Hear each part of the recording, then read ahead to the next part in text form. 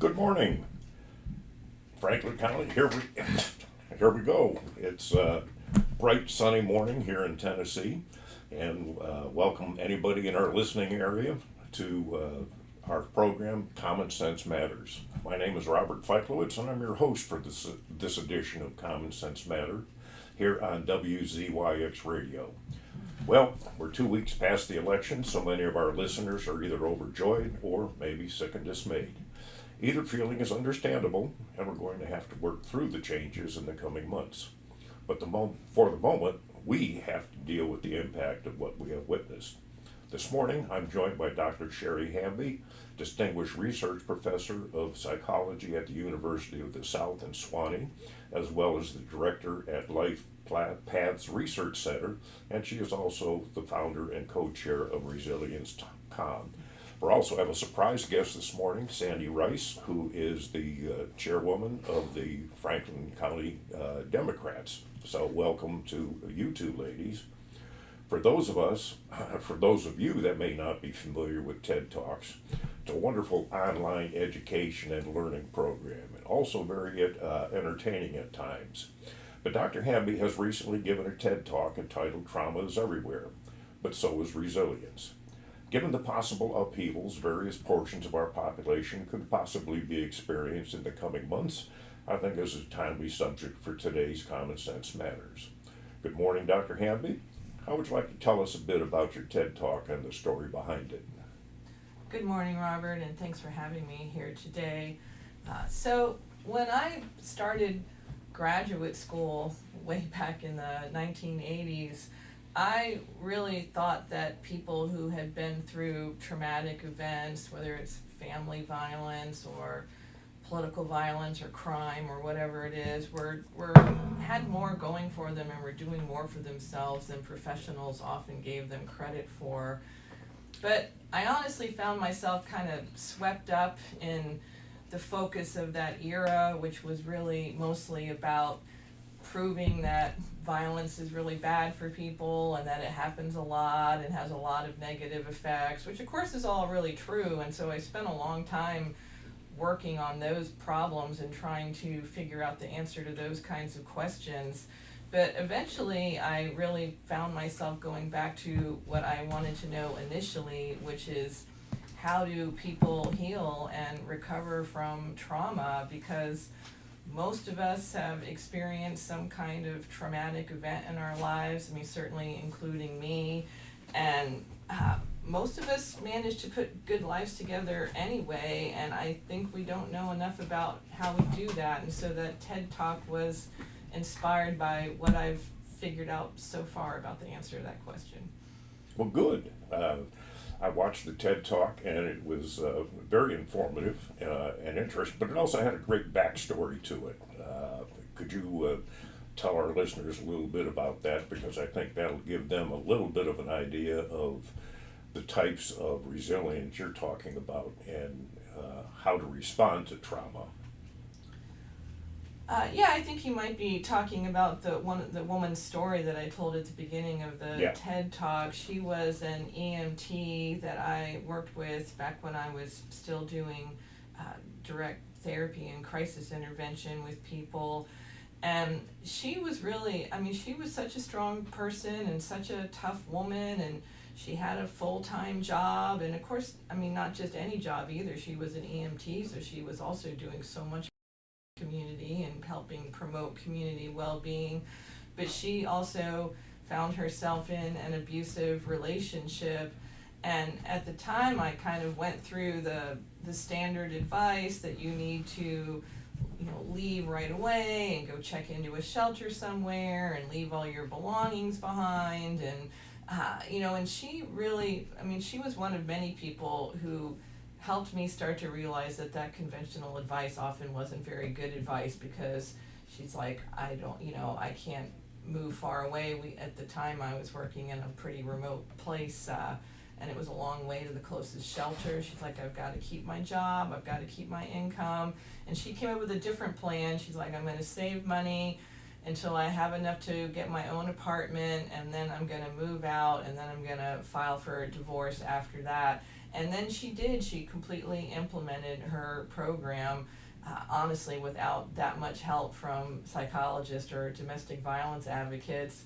And I think that she's a great example of how so many people manage to overcome the bad things that in their lives, and even sometimes they do that when they don't get that much help from the system. Yeah, it's trauma comes in many, many forms, and it hits different people in different ways. Fortunately, I haven't had, what I might consider any major traumas, but by the same token, I've had experiences which sort of set me back a little bit, and you sort of go, uh-oh, now what? For example, I mean, the recent, political upheavals that we've been encountering are pretty remarkable, and I was reading this morning where now there's threats coming from the Soviet Union about using long-range missiles out of the Ukraine. We have all the issues over in Gaza and the Philippines, or not Philippines, the Palestinians, Lebanese, Iranians, and it's like, where is this world going? How am I supposed to respond to that? How do I feel good about it? What's my resilience, factor at this point? Have you got any great suggestions? Yeah, well, I mean, there's definitely a lot of really bad stuff happening, and so much trauma being added to our global burden, even as we speak. I don't think that the solution is to try to feel good about that. I mean, that is all really bad stuff, but I do think that there are things that we can all do to try to keep ourselves functioning as best we can, and keep our loved, do as much as we can for our loved ones. And there are basically 4 ingredients to dealing with trauma. You need meaning making, which is where, if you're into any kind of social activism or any kind of political activism, that can definitely help with trying to find some sense of meaning, so connecting to something larger than ourselves.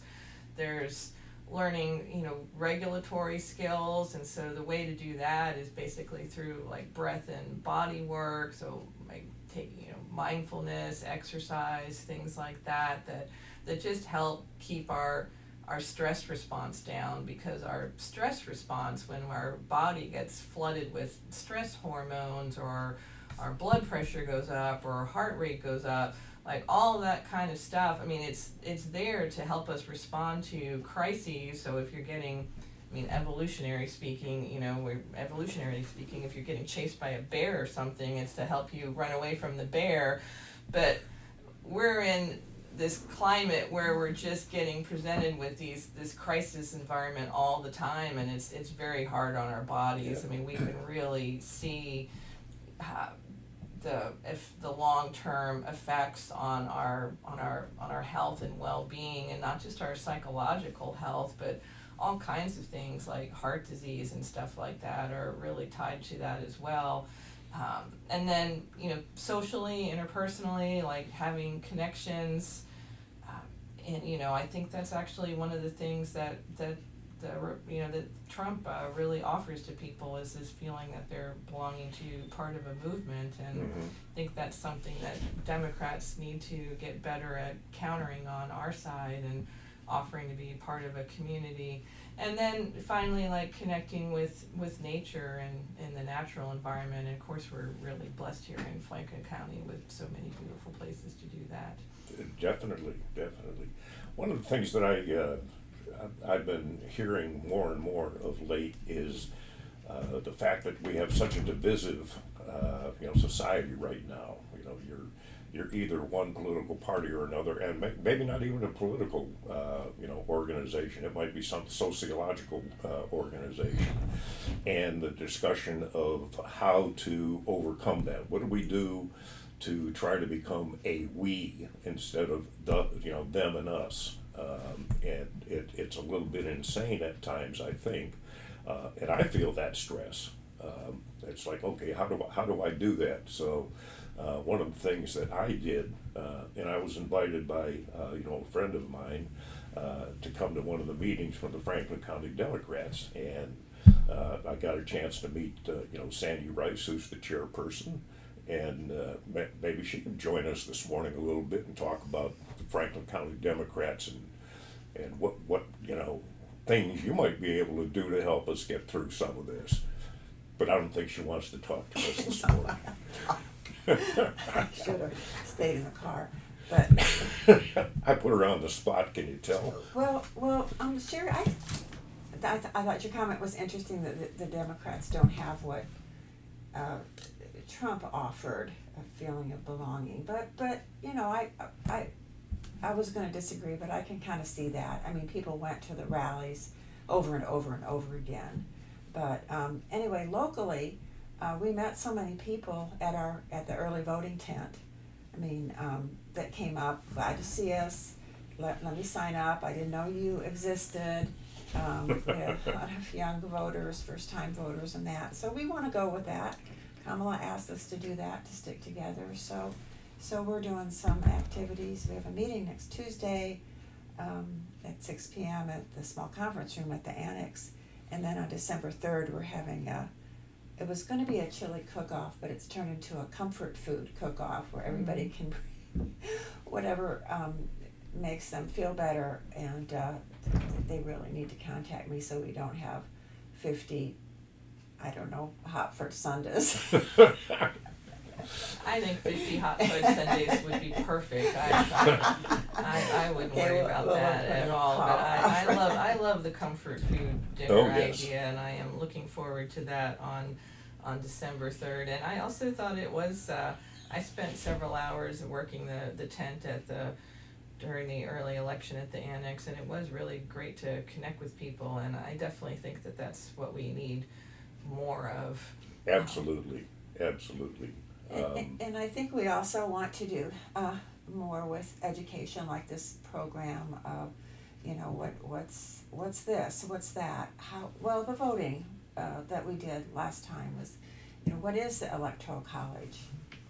We didn't know, Robert didn't know, but I have someone that does know. Well, that's good. And talking about the Voting Rights Acts and what are fossil fuels, who supports the VA, which party. That's I think coming up next week. What are the things that have been passed to support the VA? Comes out of a conversation that I had with a gentleman at the tent. And then just letting our representatives know, what we're thinking. There's a lot of, it doesn't do any good to write them. They don't listen. And, I don't know for sure that they're required to record all those things, but they should. They're supposed to know what that's what our whole democracy is based on. We talked about that it's representative, that we all don't get to vote for everything, but our representatives do that, and we have to let them know. See why I was going to just sit back? I completely pulled this discussion away from Sherry. No, you're not pulling this in. It's my fault. I invited you in, so we'll run you out of the studio. We're glad you're here.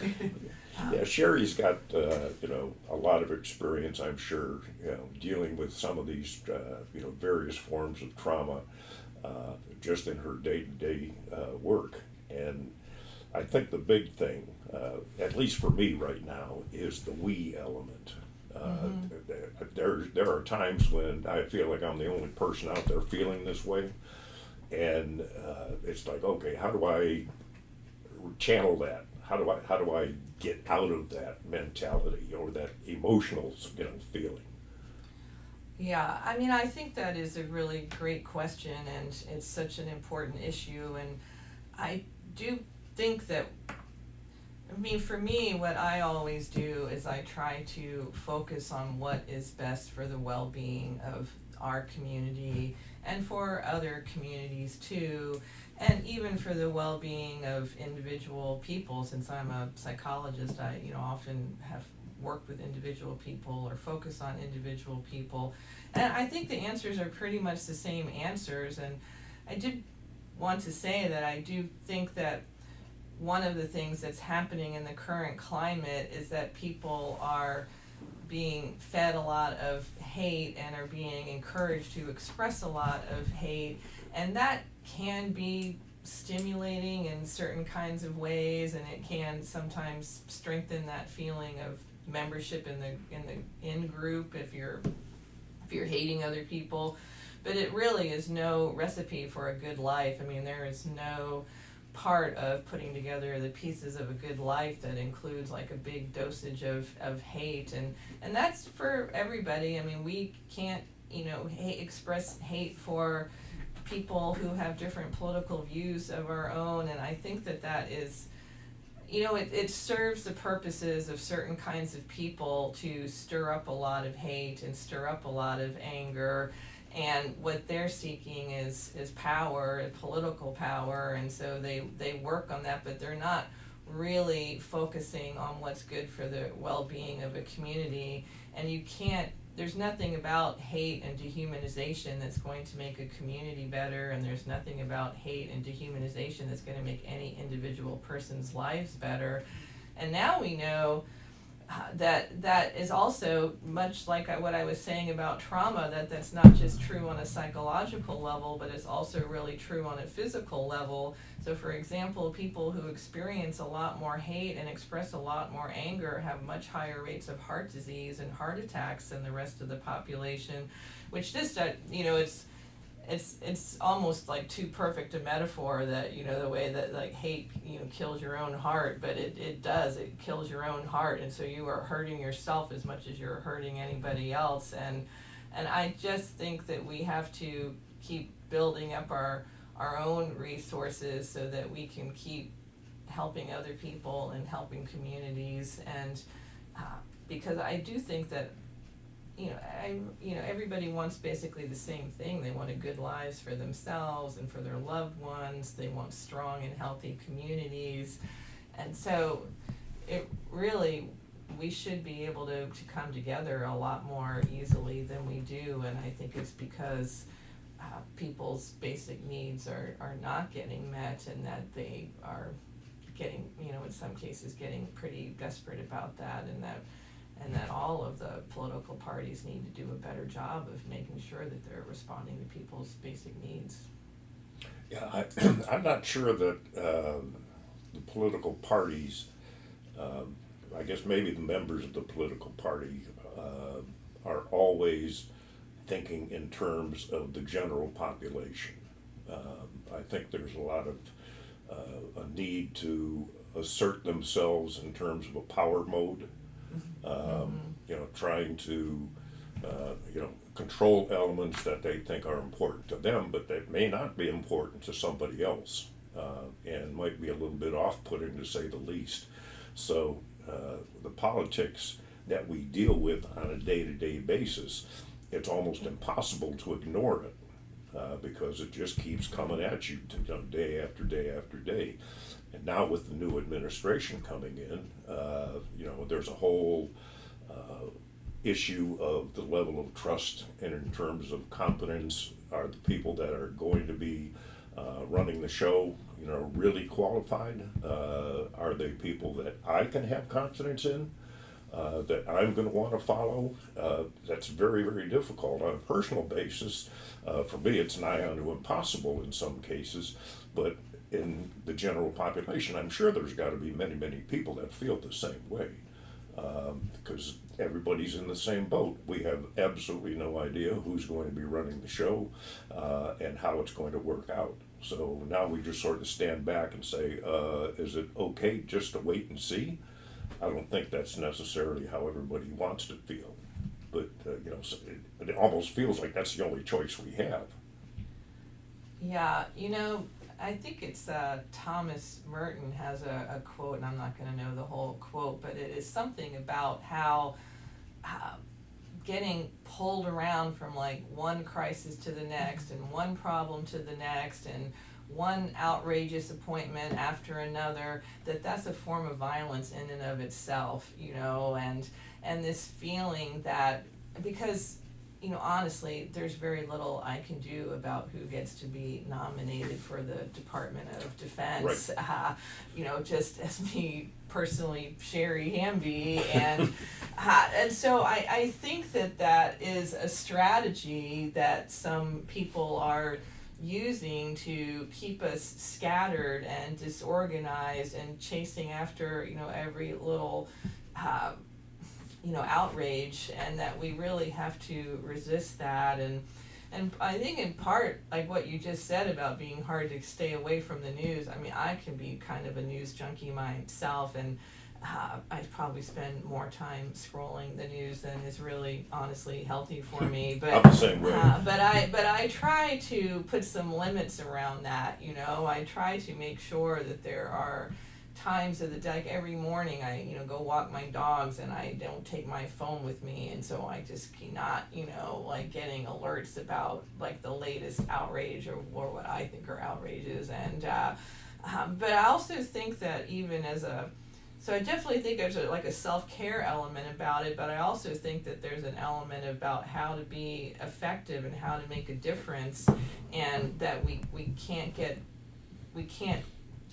sucked into taking the bait for all this kind of stuff, that we have to make a plan and set a goal and think about what resources we've got and pursue those goals. And here in Franklin County, I think that there's a lot that we can do, and and we're probably a very long way from ever having that much control over like who gets nominated for a cabinet post, and so we need to focus on the things that we really can control. And I think that there's a huge number of things in that category. Oh, I was going to submit my name for the heading the Department of Defense, because I felt I'm just as qualified as the guy that is.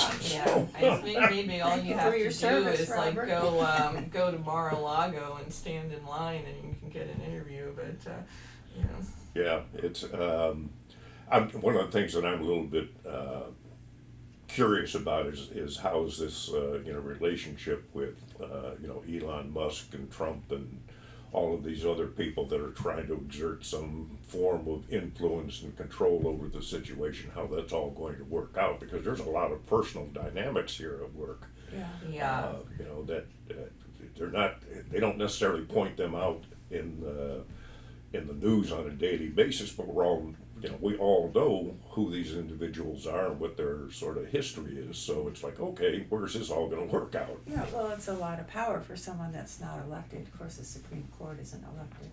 You mean like Elon And the cabinet members aren't elected by us, but again, that representation of our representatives are approving those, or at least the Senate. But the other thing that I think is stressful is lies and misinformation, and I think those outlets that are more blasting just things that aren't true or aren't right, and we've lost the ability apparently to discern what is just absolutely ridiculous, and they are outnumbering, those outlets are outnumbering information that has greater truth. I mean, for a while that was the Lion, New York Times, but I mean they are considered to be a reliable news source. The New Republic, the Tennessee Outlook, I think they all have a centrist or left leaning, but how do we balance just this stuff that really does increase the emotions? Yes. So and so is on drugs, and this Sure. and that, and it's just come out of nowhere. I mean, that's just seems to always be in the heightened stress.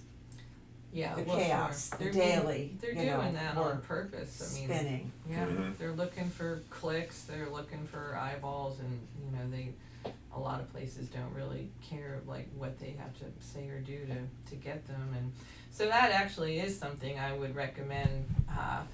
Besides taking care of yourself and finding working with the Democrats or some other organization to try to make your own community better, but I have seen a lot of progressive people recently sharing different outrageous things and like quoting people or sharing video of obnoxious things being said or scary things being said.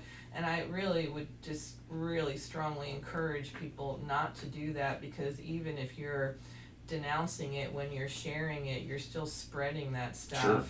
And a lot of times if you're spreading it with like the original video attached or something like that, you might even be putting money in those people's pockets, because every time somebody plays that on YouTube or whatever, they're getting another few pennies out of that. You're And getting a few more clicks, and that means, the people want more. yeah.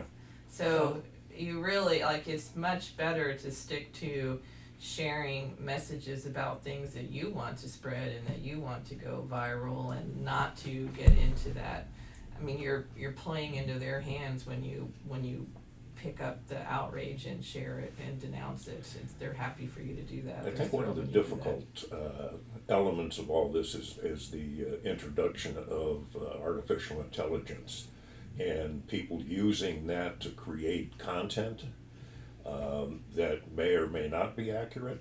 And how do you, as the average individual on a day-to-day basis, picking that up, and how do you discern whether or not that's an AI bot creating, a false story that gets a lot of eyeballs, a lot of clicks, as we called it. And it's, again, information that, you have to absorb and try to understand what is going on. Is this for real? I was a communications major in college, and one of the books that we read, and I can't think of the name of the title right now, but one of the premises was the idea that we get so much information coming at us on a daily basis that it's absolutely impossible for us to determine what is good, what is bad. We pick out little itty bitty pieces of it, and the rest of it just goes blowing by, and it's totally for somebody else to try to absorb and deal with. So that's something, information overload is a problem that we all have to face. I think we were just being told that we're out of time. No, you're good. 4 minutes. Okay, I guess we got a couple more minutes yet, but Okay. Yeah, no, I mean, well, I think what Sandy said is a good idea, and to try to identify some reliable news sources and focus on that.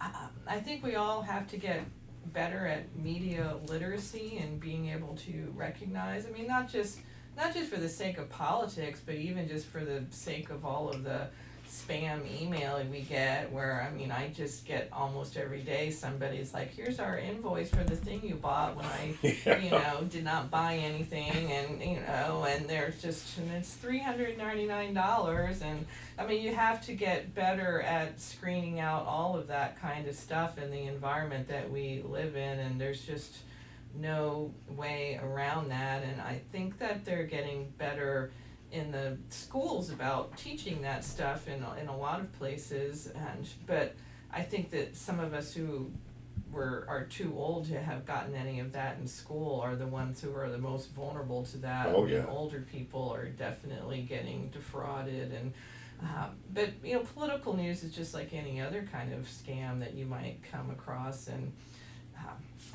you just have to learn how to filter that out too, and basically to stay off of sites that are going to have higher percentages of that. Recently, I mean, if you haven't gotten off of Twitter or X or whatever you want to call it lately, I mean, I strongly recommend that you do that.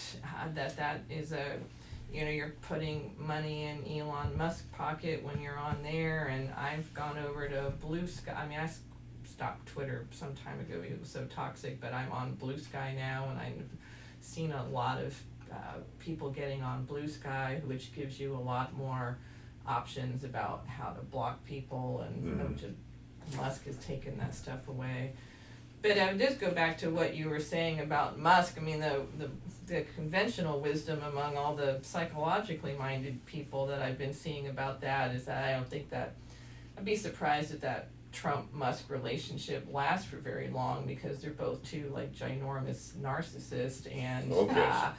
yeah, you know, that is like, you know, batteries that repel each other. They're you know, you know, I don't know how long Musk is going to be happy playing second banana. Yeah, well, we're gonna find out, I think, in the coming weeks. I guess we will. We're gonna have to wrap it up this morning. It's been enjoyable talking with both of you ladies, and our next show will be, I don't even know what the exact date is. First Monday It's in December 2nd. December 2nd. So we look forward to having you join us again on December 2nd and have another issue of Common Sense Matters. And we're funded by the Franklin County Democrats, but we welcome anybody. So everyone have a wonderful day, enjoy the weather, and winter's on its way. Yeah. Thank you, Robert. Thank Thank you you. for having us. You're quite welcome, ladies. Last time he was doing something else, and they never turned us off. That was good though. Do what? That was good. Good job. She We're should- off, I think. Yeah, I'm pretty sure that what's on the radio is that song in here. Nice job, guys. All right, great. Thank you so much. Yeah, I don't know when you held up the sign, it was written in pencil or something. I couldn't read Oh, okay. I tried to make it as dark and as big as I could, but yeah, I was just letting y'all know that y'all had just 4 minutes. Yeah. Give him the phone guide. Yeah, I got it right here. Yeah. Okay. I'm gonna. Yeah, because I was looking at it, it's like, I hope it isn't important.